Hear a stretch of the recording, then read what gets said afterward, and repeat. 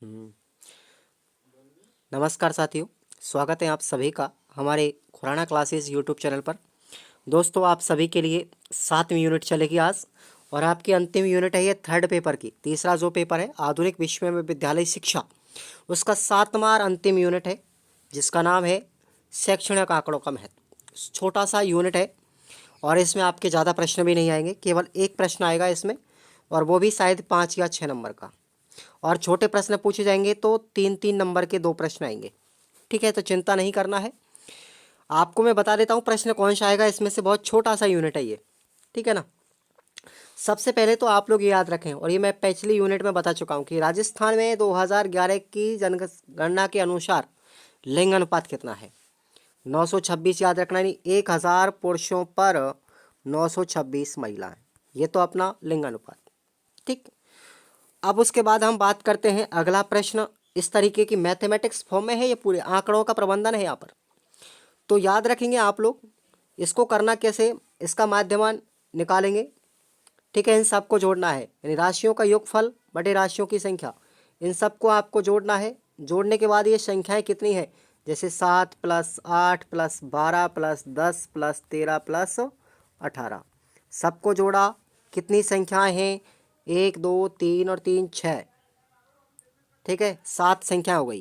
कितनी है, 7। इसका भाग दे दो जोड़ करके, आंसर क्या निकलेगा भाई, 12 आंसर निकलेगा। ठीक है, सूत्र में बता रहा हूँ आपको, राशियों का योगफल, राशियों का योग बटे राशियों की संख्या। ठीक है ना, बटे राशियों की संख्या, यानी कि कुल कितनी संख्या है ये टोटल, उन सब का भाग दे देंगे, आपका क्या निकलेगा, माध्य निकल जाएगा। ओके। उसके बाद बात की जाती है बहुलक की। तो इसके अंदर ये ऐसा जब आपको श्रेणी दिया जाता है तो बहुलक कैसे निकालेंगे, बहुत इजी है। आप लोग सबसे पहले टेलीग्राम को ज्वाइन करो, वीडियो के डिस्क्रिप्शन बॉक्स में लिंक दिया गया है। ठीक है, अब आपको किस तरीके से निकालना है ये बहुलक। तो देखो, ऐसी जब आपको श्रेणी मिलती है ना इस तरीके की फॉर्मेट में, तो आपको बहुलक का मतलब होता है प्रचलित अंक। प्रचलित अंक का मतलब, और समझिए आप लोग, क्लियर कर रहा हूं मैं, जो अंक सबसे ज़्यादा बार आ रहा हो। ठीक है ना, जो अंक सबसे ज़्यादा बार आता है वो बहुलक कहलाता है, बहुलांक जिसको हम बोलते हैं। तो अब आपको इसमें सबसे ज़्यादा बार कौन सा अंक आ रहा है भाई, 12 अंक आ रहा है। कौन सा आ रहा है, तो 12 अंक क्या हो जाएगा आपका, बहुलक। ठीक है, तो याद रखेंगे इस तरीके से आपको मैथमेटिक्स फॉर्म में। अब वृत्ताकार चित्र में प्रदर्शित कुल आंकड़ों का आधार क्या होता है। तो देखो, एक जो वृत्त होता है ना, वो वृत्त, उसके आप यहाँ पर केंद्र बिंदु होता है। इस पूरा का पूरा जो वृत्त होता है वो 360 डिग्री का होता है। क्या होगा आंसर, 360 डिग्री। अगला प्रश्न आप लोग देखेंगे। ठीक है, देखिए, देखो x बराबर बाई है, तो बाई का मान, x बराबर 3 है तो बाई का मान क्या होगा, 0। इसका मतलब वो रेखा किसके समांतर होगी, बाई अक्ष के समांतर होगी कि नहीं होगी। देखो, ये अपना डायग्राम हो गया। आप लोग यहाँ पर डायग्राम बनाना तो जानते होंगे। तो उस तरीके से यहाँ पर 0 है, x का मान कितना है, 3। ये हमारा x धन, x negative, by negative, by positive. इस तरीके से आप लोग अक्षांशों को याद रखना। तो हमारा x का मान क्या है, 3 है, ये वाला 3 आ गया x का मान। बाई का मान 0, इसका मतलब ये अंक केवल यही है, तो इससे रेखा कैसे खींचेगी, इस तरीके से। तो बताओ रेखा किसके समांतर हो गई, बाई अक्ष के समांतर हो गई कि नहीं, बिल्कुल आ गया समझ में। तो बाई अक्ष आंसर हो जाएगा। ऐसे ही बाई का मान 5 है, तो रेखा किसके समांतर होगी, इस तरीके से खींचो। बाई पॉजिटिव है, 5 पे है, यहाँ पर आ गया, तो एक्स के समांतर हो गई नहीं ये लाइन, ये एक्स है, ये एक्स के समांतर। तो आंसर क्या हो गया, एक्स अक्ष के समांतर। इस तरीके से आप लोग याद रखेंगे। ठीक है ना। तो अब देखिए, आपको मैं बता रहा हूँ, एक प्रश्न ये भी है कि एक्स का मान 2, वाई का मान 5, यहाँ पर लगाओ, यहाँ पर लगाओ। एक्स का मान 2 यहाँ पर आ गया, वाई का मान 5, वाई का मान इधर होगा, तो एक्स का मान यहाँ से 2, वाई का मान यहाँ से 5। इस तरीके से आप लोग डॉट डॉट बना करके खींचेंगे, ये कहीं ना कहीं मिलेगी कि नहीं, इस अंक पे मिलेगी। तो ये क्या हो गया, हमारा एक कटान बिंदु हो गया। क्या हो गया, कटान बिंदु। तो इस कटान बिंदु के निर्देशांक कैसे लिखे जाएंगे, एक्स का मान पहले लिखा जाएगा, वाई का मान बाद में लिखा जाता है। तो ये निर्देशांक ध्यान रखना, जब इस फॉर्म में कभी आपको अंक दिया जाता है ज्योमेट्री की फॉर्मेट में, तो इस तरीके से आपको निर्देशांक लिखने होते हैं, पहले एक्स का मान उसके बाद वाई का मान।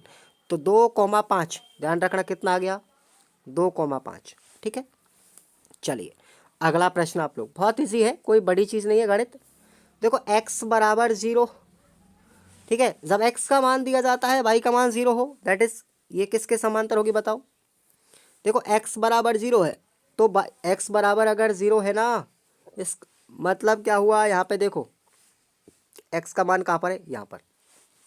y का मान भी हमें पता नहीं है, इसका मतलब ये रियल आंसर इसका क्या होगा, मूल अक्ष पर है। कहाँ पर है, मूल अक्ष पर है, ठीक है ना, ठीक है, मूल अक्ष पर आ जाएगी। रियल आंसर तो यही है इसका। अब यहाँ पर देखिए, सॉरी इसका आंसर गलत हो गया। x बराबर 0 है तो y का मान हमें पता नहीं है, अननोन क्वांटिटी है, अननोन क्वांटिटी है, दैट इज क्या होगा, y आंसर होगा, y अक्ष। अगर y बराबर 0 है दैट इज x अक्ष के समांतर होगा। दोनों को कंफर्म याद कर लेना आप लोग। x बराबर 0 और y बराबर 0 अगर आपको दिए गए हैं तो कटार बिंदु को क्या कहेंगे, मूल बिंदु कहेंगे। क्या बोलेंगे, यहाँ पर हो जाएगा मूल बिंदु। ओके, अब देखिए x का मान क्या है, +-2, x का मान क्या है, +-2। तो देखिए x का मान यहाँ पर भी, ये देखो प्लस में यहाँ पर हो गया, माइनस में यहाँ पर हो गया, दैट इज ये दोनों रेखा इसके समांतर है कि नहीं। x का मान -2 और x का मान +2, दैट इज ये x अक्ष के आपस में क्या होंगे, दोनों समानांतर होंगी, परस्पर समांतर, एक दूसरे के ऊपर है। ठीक है ना। अब यहाँ पर थोड़ा आप लोग सोचिए, x का मान क्या है 2, y का मान क्या है 0, ये बिंदु के निर्देशांक है। तो x का मान पहले है नहीं 2, x का मान कहाँ पर हो गया, यहाँ पर 2 हो गया। y का मान 0 है, इसका मतलब ये बिंदु कहाँ पर है, x अक्ष पर है। कहाँ पर होगा, x अक्ष पर होगा। y का मान तो निर्देशांक 0 है ना, इसलिए ऐसे ही आप लोग इसको करेंगे। x का मान 0 है, दैट इज -3। देखिए यहाँ पर ये कहाँ पर आ गया, -3 इधर आ गया, तो ये किसके समांतर हो गया, x अक्ष पर तो है लेकिन कहाँ पर है, ऋण की दिशा में है कि नहीं, नेगेटिव में है। समझ में आ रहा है गणित। देखिए मैं आपको जब गणित पढ़ाऊंगा ना रीड के अंदर इसी चैनल पे, आप लोग चकरा जाओगे कि मैथ कितना शानदार आपको मिलेगी। चलिए अगला प्रश्न, x भाग को एक वृत्ताकार श्रेणी में प्रदर्शित करने के लिए केंद्र पर बनने वाले कोण का अंश क्या होगा। अभी आपको मान के चलते एक वृत्त बनाया, वृत्त आप लोग जानते हो 360 डिग्री पर होता है, ये अपना केंद्र बिंदु है। पूरा ऑल ओवर टोटल कितना है, 360 डिग्री का। अब x का तो देखो ध्यान रखो, x परसेंट भाग को, x परसेंट भाग, परसेंट है तो बटे 100 करेंगे, किसका है, 360 का है। आ गया आंसर, बताओ आ गया क्या नहीं, पहला आंसर हो गया।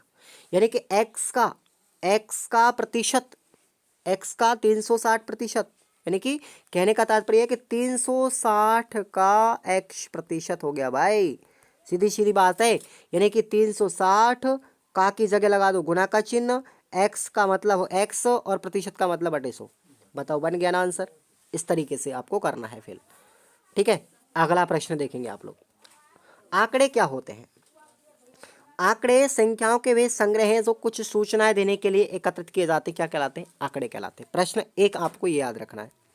दूसरा प्रश्न आपका है कि भाई आंकड़े दो प्रकार के होते हैं, आंकड़े दो प्रकार के, प्राथमिक आंकड़े और द्वितीयक आंकड़े। अब हम इन दोनों में अंतर क्या करेंगे, प्राथमिक आंकड़े क्या होते हैं और द्वितीयक आंकड़े क्या होते हैं, इनमें अंतर भी पूछ सकता है। अनुसंधानकर्ता किसी समस्या प्रयोग के लिए स्वयं अथवा अपने कार्यकर्ताओं के सहयोग से नए सिरे से पहली बार आंकड़ों को संग्रहित करता है और अपने अनुसंधान हेतु स्वयं संग्रहित आंकड़ों का विश्लेषण करके निष्कर्ष निकालता है। तो इस प्रकार स्वयं के द्वारा जो आंकड़े इकट्ठे किए जाते हैं वो क्या कहलाते हैं, प्राइमरी डाटा, यानी प्राथमिक आंकड़े कहलाते हैं। और द्वितीयक आंकड़े क्या होते हैं, जब दूसरे के द्वारा आंकड़ों को एकत्रित किया जाता है और अनुसंधानकर्ता उनको स्वयं के उपयोग में लेता है, वो क्या कहलाते हैं, सेकेंडरी डाटा कहलाते हैं, द्वितीयक आंकड़े कहलाते हैं। अब इन दोनों में आपसे अंतर पूछ सकता है, बहुत मोस्ट क्वेश्चन है ये, ध्यान रखना। प्राथमिक आंकड़े होते हैं मौलिक, क्या होते हैं, मौलिक होते हैं, ये कच्चे माल की तरह होते हैं, ये सदैव अनुकूल होते हैं उद्देश्य के लिए, और इनके संग्रहण में धन परिश्रम सबकी आवश्यकता होती है, कम आवश्यकता होती है।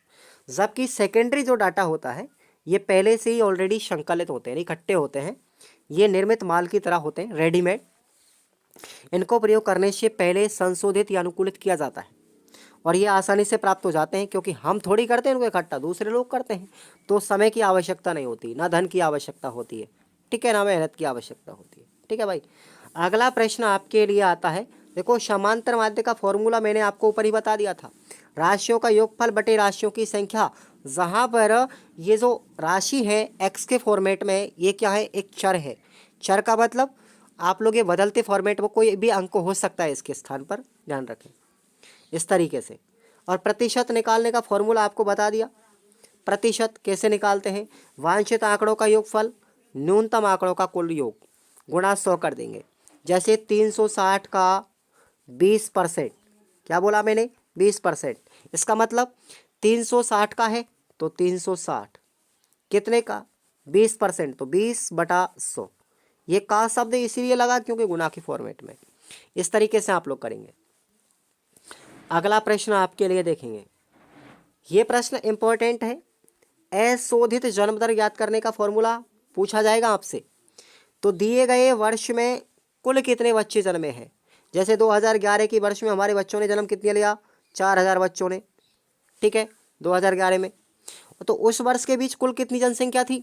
अब जनसंख्या 2011 में कितनी आई भाई, 2011 से लेकर के 2012 में 4000 बच्चे जन्म लिए।